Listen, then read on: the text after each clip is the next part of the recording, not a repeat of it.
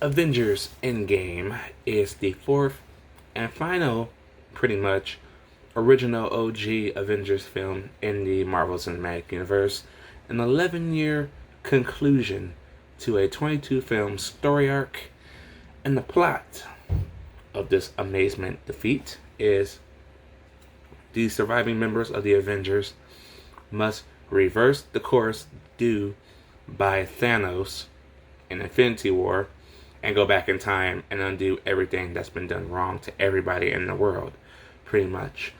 This movie, when this started out, I was going on 21 years old when Iron Man 1 came out. I'm about to be almost 32 now. I literally grown with these characters, and I have a good relationship with these characters and a real relationship with me and my girl, since the Avengers 1 was like our fourth date when we first started going out, and to now me and her going to see this conclusion 7 years later, that I can proudly call her my wife now, is awesome. Okay, we started this journey and we're gonna finish it together. I started by myself and I'm ending it with someone that I care about. That's awesome. Just like the rest of this group. Everybody has a chance to shine in this movie. And I mean everybody. I don't think there was not one person I did not see throughout this universe that didn't have a chance to shine. Okay? Characters that didn't seem like they had much attention to detail in other films, mainly like Nebula. Nebula is like one of my standouts in this movie. I love her in this movie. I love the struggle she goes through, both the struggle with her and Thanos. You see how she does when she's on their side now as well. So those two kind of played a good hand in each other to help make her character more developed. Okay. Tony Stark has a very, very great moment in this movie, and I loved it. I loved it. It gave him so much closure on his life. Okay? It's something I wish I had. Captain America. Look here. Chris Evans has been my favorite actor in these entire franchise. Okay? From the moment he got cast, everybody bullshitted him. Like, oh, you got Johnny Storm as Captain America? He's a better Captain America than he was Johnny Storm. You know why? Because he actually has better writers and better directors on his side. You hear me, Tim Story? You hear me? Anyways, and I love his arc. I love his arc in this movie. I love Black Widow's struggle through all this, Clinton Barton's struggle, Hawkeye's struggle in this, you know, and him becoming Ronin, but they never really call him Ronin at once at all in this movie. They just call him Clint or whatever, you know. And I love the pop culture references that they throw back in this movie because it makes sense, because this is a time travel movie. So you do reference other pop culture time travel movies in this movie. Mainly Back to the Future that stands out because this is technically a Back to the Future-esque scenario. So, yeah. So, acting all around is universally great. Okay, I loved it. I loved it. I love the direction. I love the music, and plus, I love this. I love the way it was structured, okay? You got the big action set piece in the beginning. Once that goes away, you have this whole... It seemed like 30 minutes to me. Maybe because I was just into it. This movie didn't feel like 3 hours. You had this whole structure segment to where they're just sitting around doing nothing 5 years later after the snap. and they're trying to live their normal lives. But I think Captain America is like a psychiatrist in New York, and Widow runs like the Avenger-esque territories. I love that. I love them talking with each other. And is there more we could have done?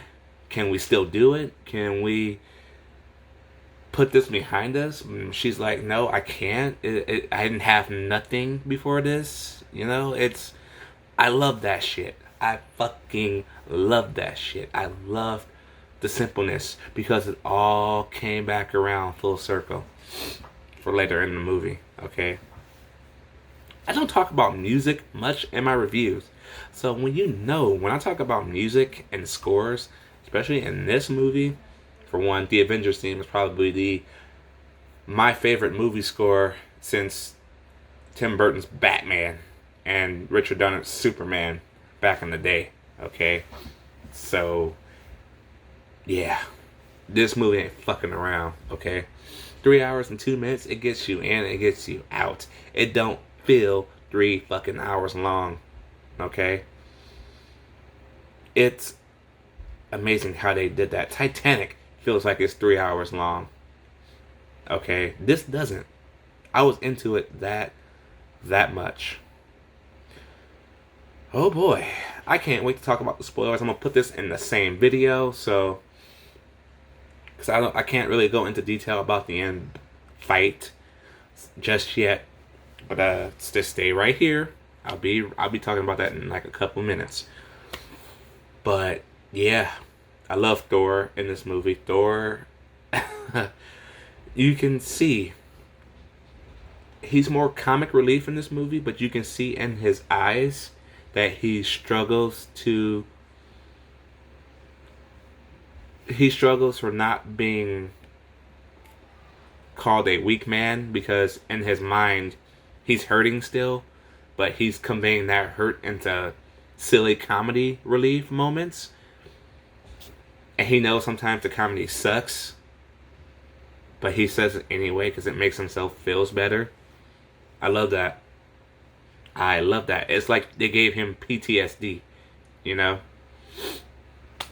He's stressed the fuck out, and I don't blame him, He technically blew it, and he knows it, and he wishes he can do anything in his power to take all of that back, but he can't just yet. So, yeah.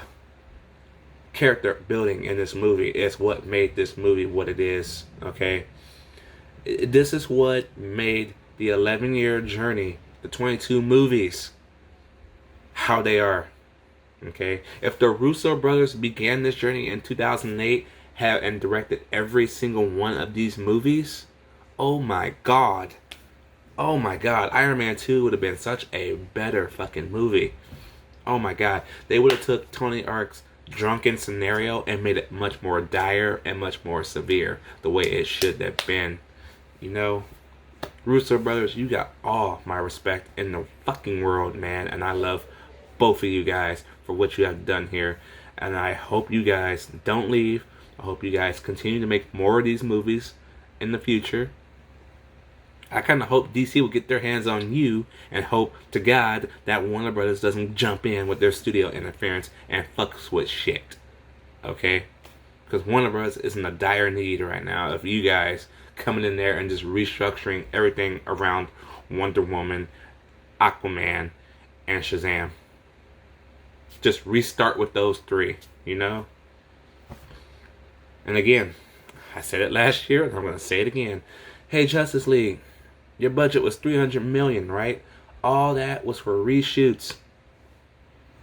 Endgame cost $350 to $400 million. It's gonna make $1.5 billion, probably almost $2 billion.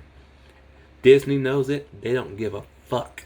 They put all that money into marketing, and as of right now, it's probably the biggest opening movie of all time.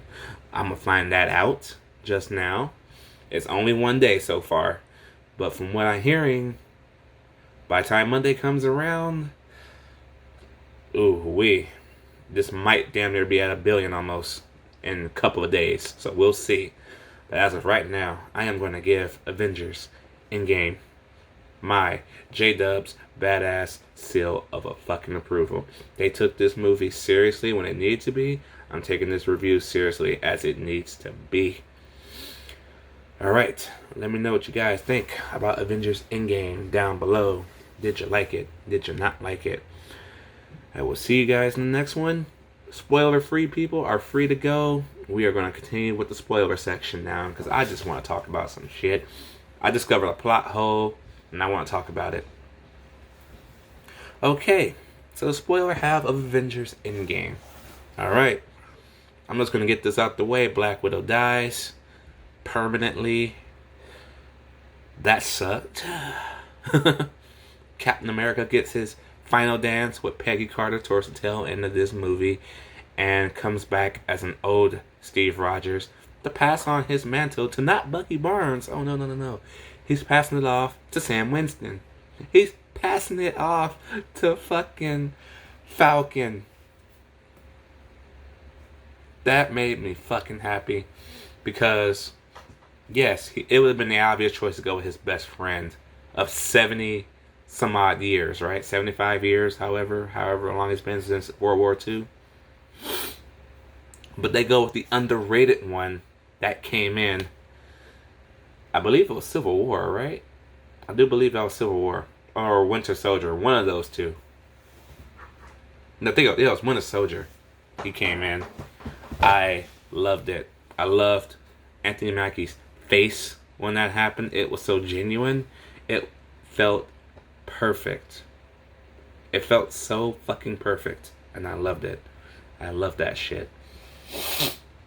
The one that I really want to talk about is Tony Stark, man.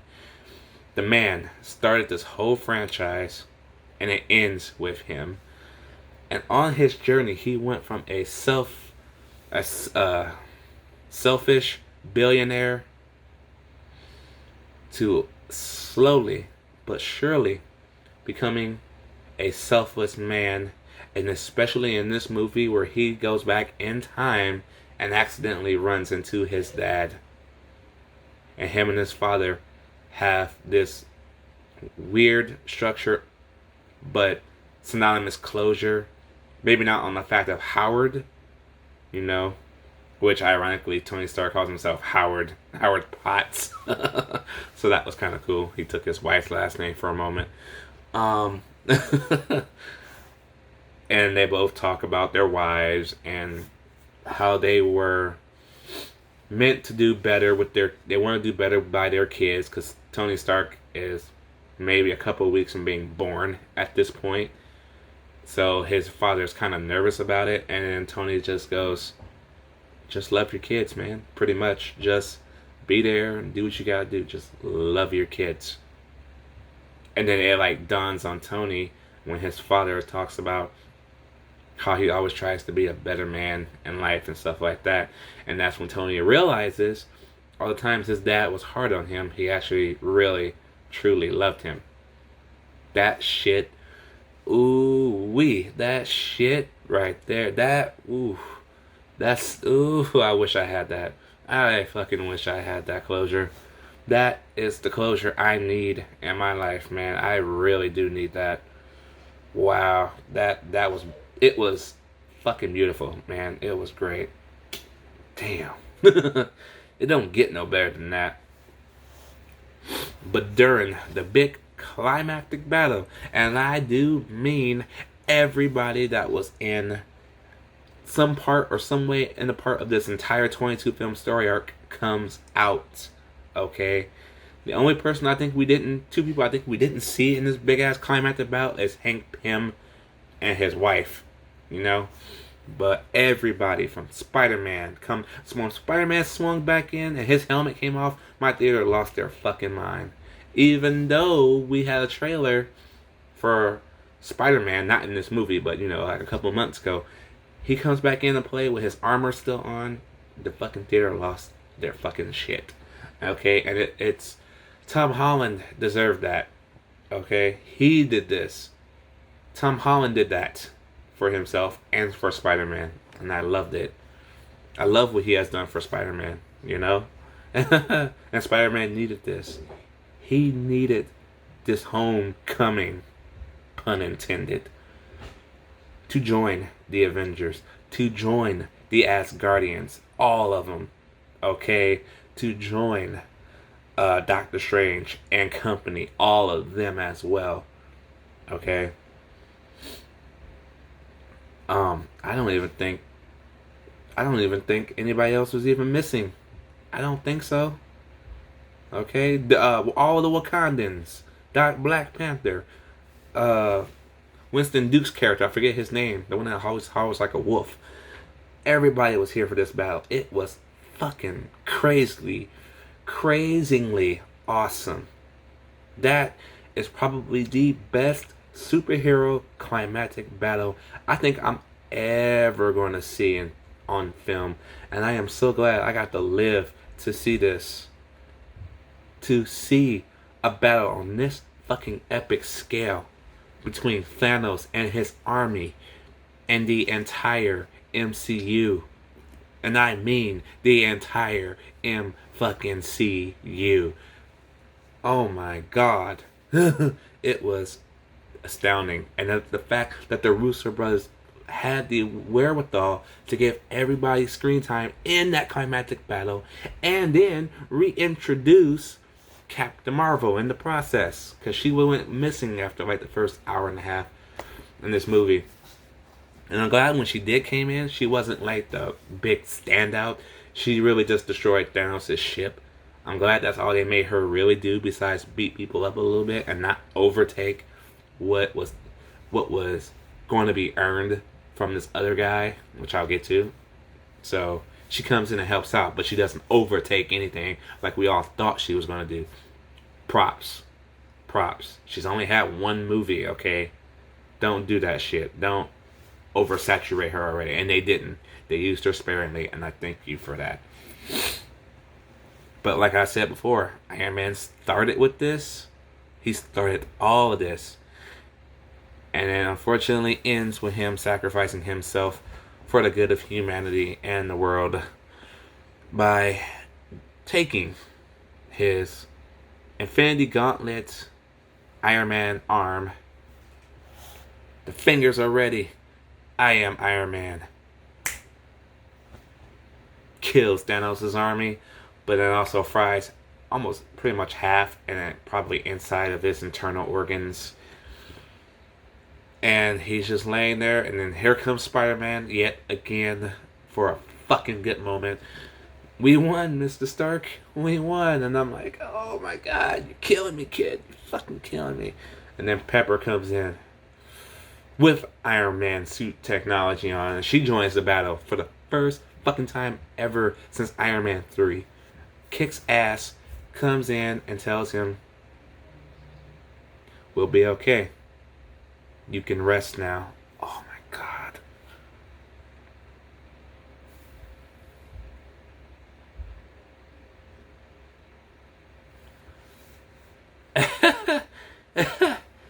That was probably the most realest fucking moment I think I've ever seen on screen. That shit was whoo-wee. Just thinking about that emotional weight that this movie carried over 10 years. It's astounding. It's fucking astounding, and I loved it. And then I love that send-off they gave Tony Stark in this movie by having her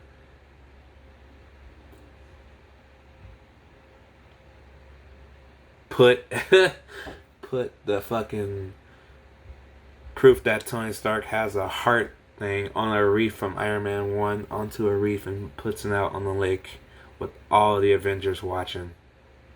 Even the boy from Iron Man 3, 6 years older.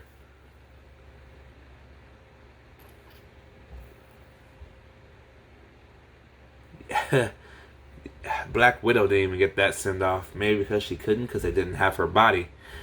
But I was so glad it was Iron Man. It ended where it needed to end it. The right person was there to end this. You know? I loved it. It was It was bittersweet, you know?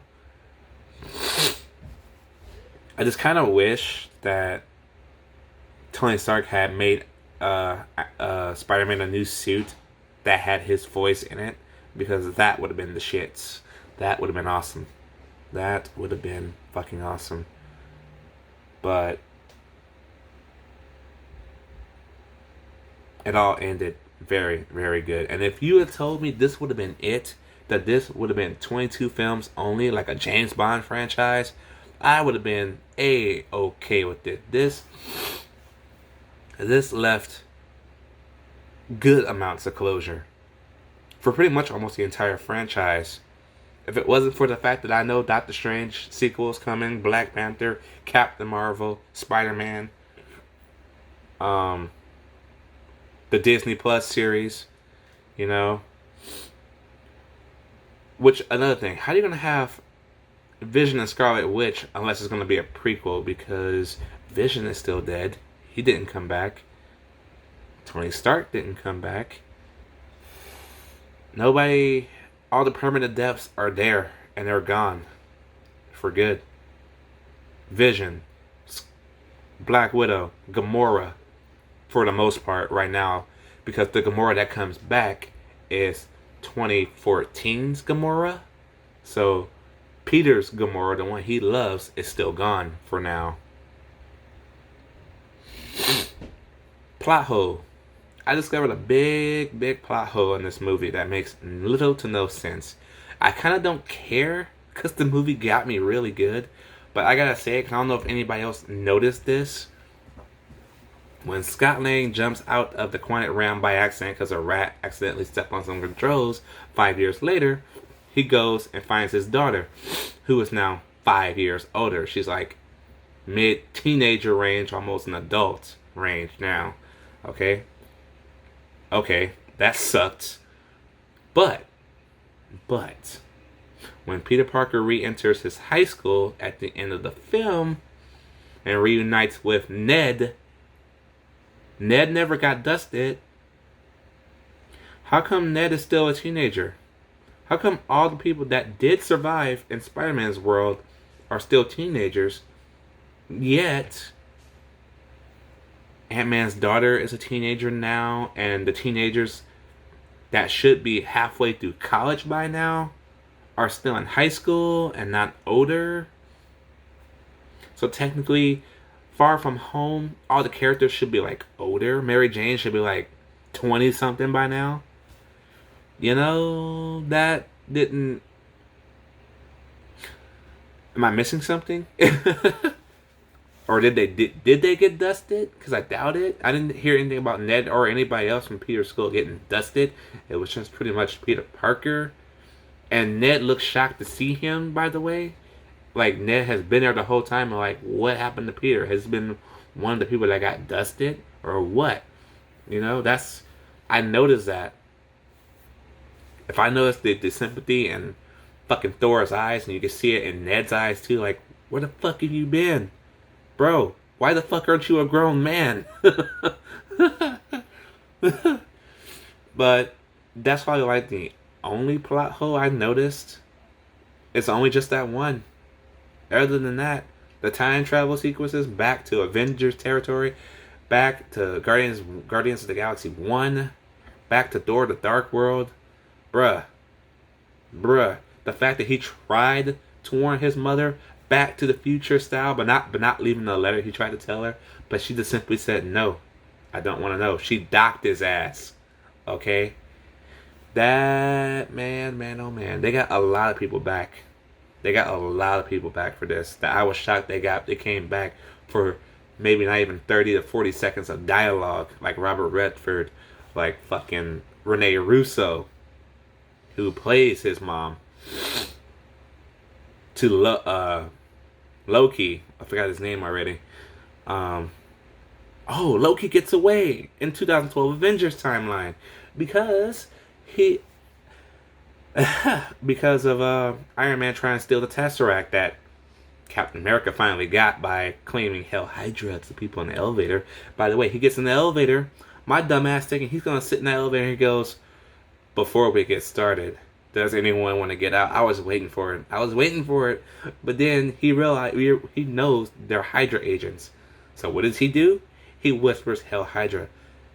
Crossbones is in the elevator with them, and he's like, "Holy shit, he's a Hydra agent." And they give him the suitcase, and he walks out with a smirk on his face, like he's fucking Christopher Reeve from Superman the movie. Bruh.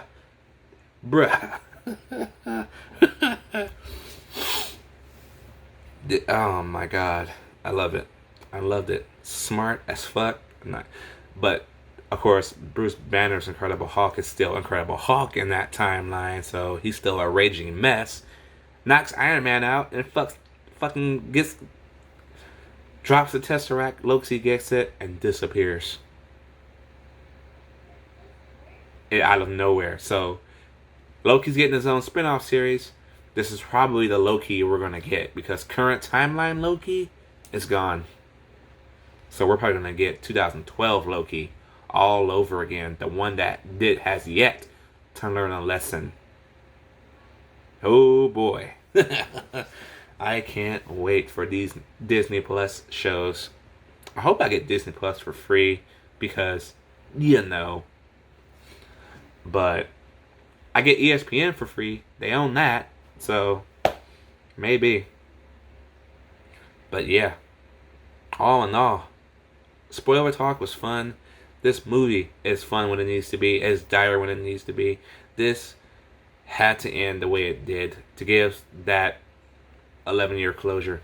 And the fact that Marvel Studios, man, and Kevin Feige, and the Russos, James Gunn, fucking, Jon Favreau, who also had a moment with Tony Stark's daughter at the end of the movie. Oh my god, that was genuine as fuck. Because his daughter was like, "I want cheeseburgers." And that's an Iron Man 1 moment where he goes, "Your dad loves cheeseburgers too." Bro. Fucking bro. I also gotta tell you that there's no end credit scene. There's an end credit sound, which this is a spoiler alert now. Which is, I think, as I think about it, I think of it as two things. A throwback to the original Iron Man, because it's Iron Man hitting his armor in the cave. That's the sound we hear. But there's another part of me that thinks we just paid $71 billion for a whole nother company. What other character could we think of that could be hammering armor down right now in that universe? And then I think of it as being both a throwback to Iron Man 1 and the future Doctor Doom hammering his armor for battle. Am I crazy or am I right? Because I'm going to go with that last two. I'm going to say it's both. And if it is, Lord have mercy, Jesus. Oh my God, the Fantastic Four will be on the way. I hope. And I know they will be good the way they should be. And I hope that some way they get a time traveling scenario where Chris Evans comes out as